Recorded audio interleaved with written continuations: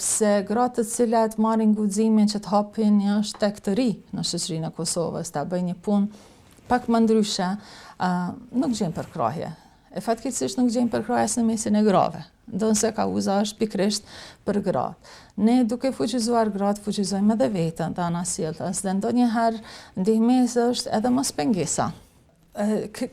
E kam diskutuar edhe një ditë me disa mikesha të mia, mendoj se duhet ta shikojmë në një pikturë pak më të gjerë, ti hapim kornizat e këtij diskutimi, sepse në një vend të varfër, ku resurset janë të mangëta në përgjithësi, dhe nga ajo mangësi resursesh gratë kanë vetëm mbetjet, apo diçka që dikujt e pran, dhe madje edhe atëherë dikujt i duket ka fshatë e madhe, tash brenda atij rrethit lufta është e madhe për t'i kapur ato, apo edhe lufta nuk është e ndershme, sepse edhe është e padrejtë, por padrejtësia nuk është aty. Është tek ata të cilët menaxhojnë resurset më të mëdha, pjesën më të madhe të vendimarrjes, gjithçka që në fakt do t'i takonte edhe gruas.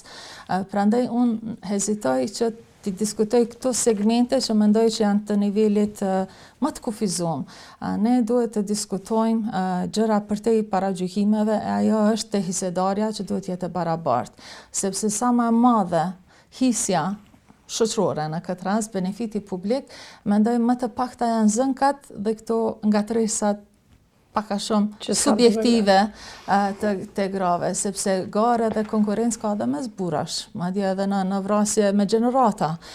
pikërisht për shkak të pronës, për shkak të pushtetit, për shkak të këtyre gjërave, por nuk i diskutojnë ndonjë konflikt të jetë verbal apo të vogël të grave në mes. Në anën tjetër, se ka mungesë të vedijes politike dhe qytetare në mesin e shoqërisë në përgjithësi dhe të grave, po ashtu ka, nuk mund ta mohojmë. Sepse gratë të cilat marrin guximin që të hapin një shtek të ri në shoqërinë e Kosovës, ta bëjnë një punë pak më ndryshe, nuk gjejnë përkrahje. E fatkeqësisht nuk gjejnë përkrahje as në mesin e grave, ndonse kauza është pikërisht për gratë. Ne duke fuqizuar gratë, fuqizojmë edhe veten të anasjellës dhe ndonjëherë ndihmesa është edhe mos pengesa. Ndonse do duhet të ishte rreshtim as atyre grave, sepse sot mund të jem unë, mund të jesh ti, që sulmohesh, por nesër mund të jetë edhe ajo, apo fëmijët tonë nesër, vajzat tona, dhe nuk e di se kush do të mbetet për ngritur zërin. Prandaj mendoj se ka një nevojë